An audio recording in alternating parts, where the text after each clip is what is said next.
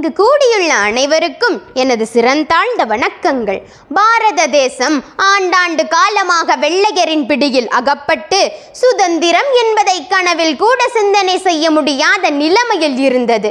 அந்த வேளையில் ஆடுவோமே பள்ளு பாடுவோமே, ஆனந்த சுதந்திரம் அடைந்து விட்டோம் என்று கூக்குரல் எழுப்பி வெள்ளையனை திக்குமுக்காட செய்தது எட்டயபுர மண்ணிலே பிறந்த தமிழ் மகன், தமிழ் தாய் பெற்றெடுத்த பெருங்கவிஞர், கனல் பறக்கும் கவிதைகளாலே சுதந்திர வேட்கையை விதைத்த தியாகி மகாகவி சுப்பிரமணிய பாரதியார் அவர்கள்.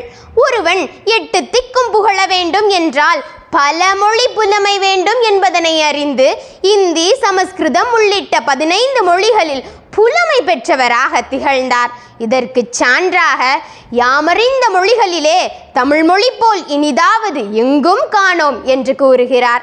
ஆகையால் இவர் பிறந்த தினமான டிசம்பர் மாதம் 11ஆம் நாளை தேசிய மொழிகள் தினமாக மத்திய அரசு அறிவித்துள்ளது.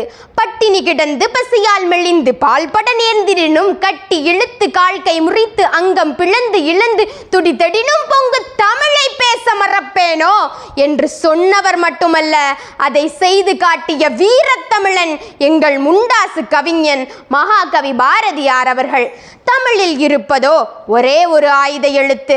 ஆனால் எங்கள் பாரதியின் கவிதைகளில் இருக்கும் ஒவ்வொரு எழுத்தும் உணர்ச்சி என்னும் பெரும் ஆயுதத்தை ஏந்தி ஆயுத எழுத்துக்களாகவே வலம் வருகின்றன.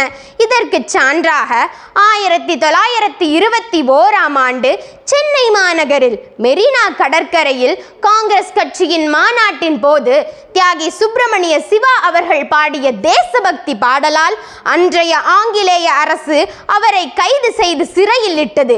இதற்கு முழு முதற் காரணம் பாரதியின் புரட்சிகரமான வரிகளே என்று சொன்னால் அது மிகையாகாது.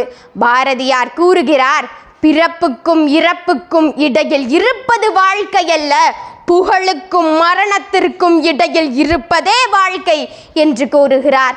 சிந்து நதி மிசை நிலவினிலே சேரன் நாட்டிலம் பெண்களுடனே சுந்தர தெலுங்கினில் பாட்டு செய்து தோணிகள் ஓட்டி விளையாடி வருவோம் என்று கூறுகிறார்.